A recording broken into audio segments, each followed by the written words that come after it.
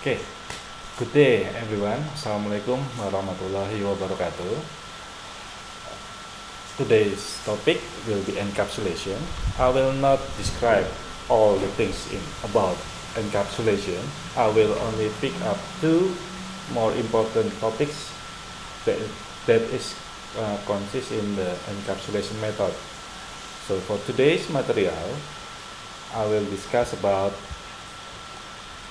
how to use a class that have two or more constructor inside it, and the other part will be how to create a setter and a getter method.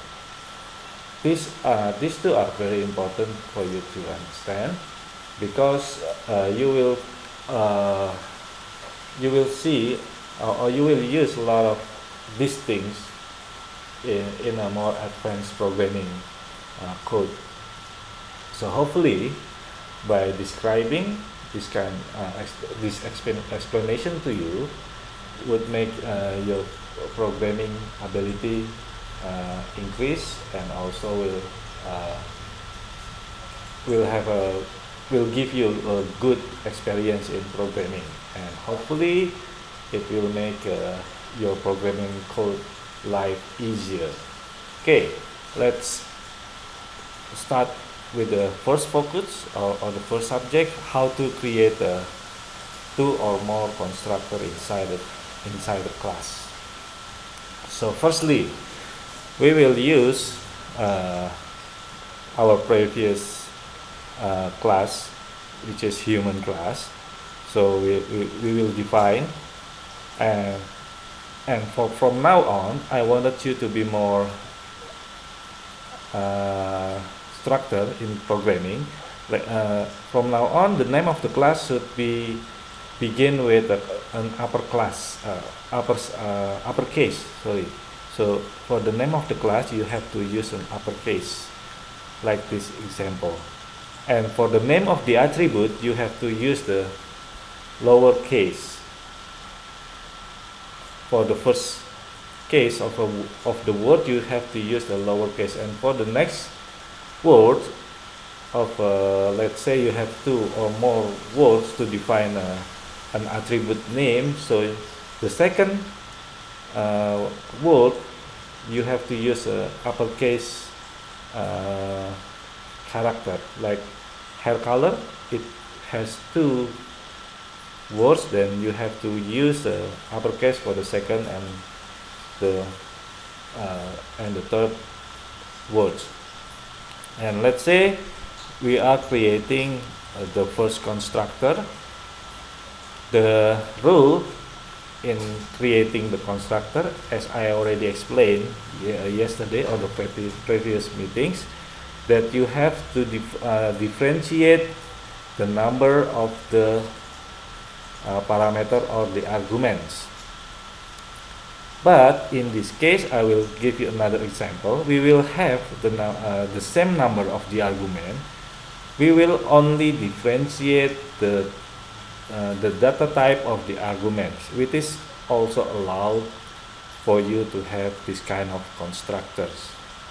So the first constructor will have three argument or parameter, and also the second constructor will also consist of three parameter or arguments. But as you can see, I will use a different data type for the third parameter. For the first constructor, the third parameter will be in integers, and for the second constructor, the third parameter is a string data type. So it is allowed for you to have this kind of situation. So let's say we have almost the same code section for between constructor 1 and constructor 2. The differentiation would only be the value of age and hair color. And the other part, we will create the setter and getter method.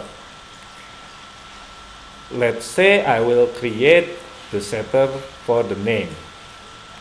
So the rule in creating a setter or getter method is, for the setter method you have to use the word set in front of the attribute name, like in this example, because we wanted to access the name attribute, so we will use the set name words.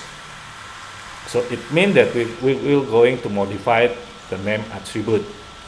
And also the rule also applied for the method section, where the name should be begin with a lowercase, and then for the next word you have to use the uppercase. And for the get method, we will use a function method, where the function will return a value. In this matter, the value that will be returned is the attribute of the name value. So after this class is already created, then we will create another class to run this class.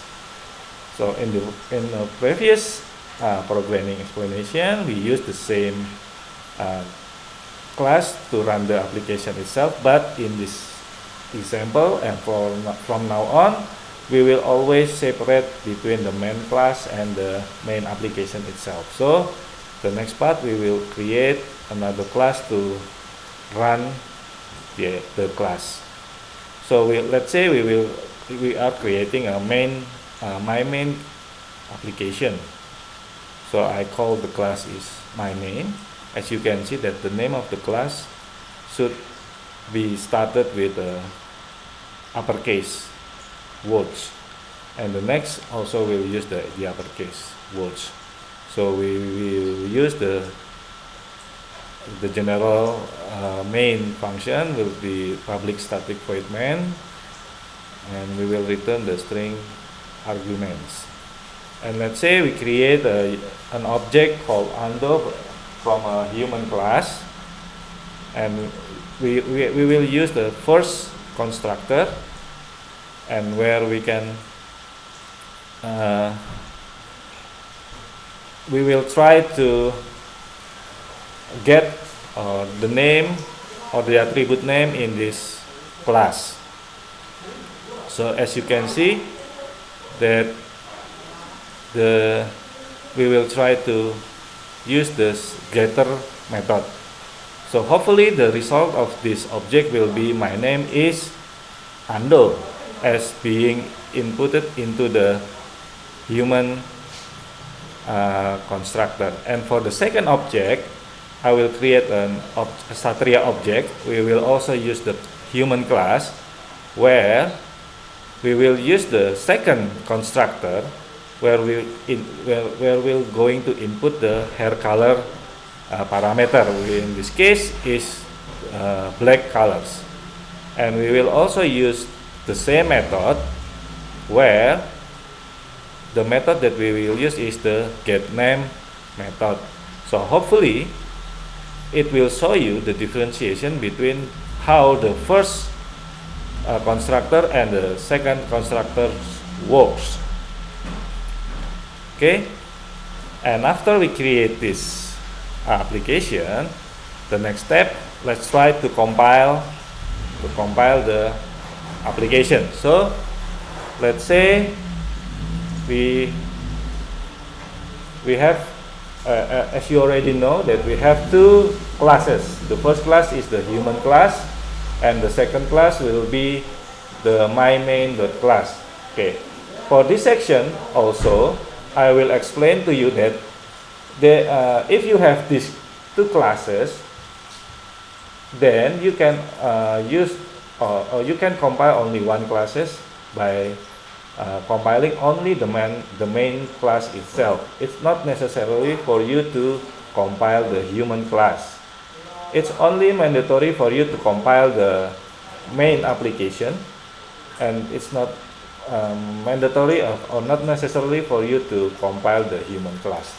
Okay, as we can see, as you know, that we have already created two classes, but in this case we only need to compile one time. So we run the the compilation script. In this class, my main.java. So as you can see that the compilation is succeeded. So it means that it's not necessarily for you to compile the human class. So let's prove it, and then let's try to create to run the my main class or the my main application. As you can see, the result, we have two objects, one object named Ando and the other object named Satria. It means that we already use a different constructor in creating the object. So it's very easy, right? So I hope that you can understand this material, and if you have further question, please ask in the class. Thank you very much and good day.